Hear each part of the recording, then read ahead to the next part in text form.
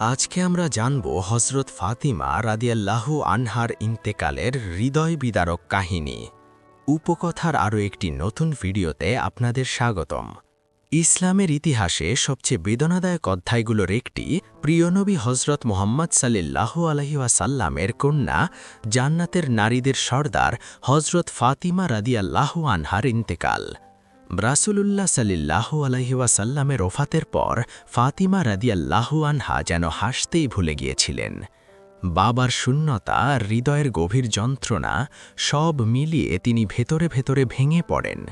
বর্ণিত আছে তিনি প্রায়ই বাবার কবরের পাশে দাঁড়িয়ে কাঁদতেন আর বলতেন, হে বাবা, আপনার পরে দুনিয়া কত বদলে গেছে।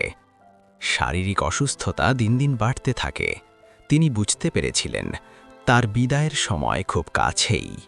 ইন্তেকালের আগে তিনি তার প্রিয় স্বামী হযরত আলী রাদিয়াল্লাহু আনহুকে ডেকে বললেন, আমার মৃত্যুর পর আমাকে যেন রাতে দাফন করা হয়।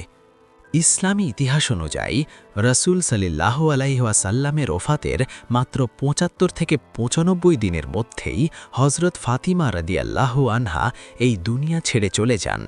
হযরত ফাতিমা রাদিয়াল্লাহু আনহা আমাদের শেখান ধৈর্য, আত্মসম্মান আর আল্লাহর প্রতি অটল বিশ্বাস।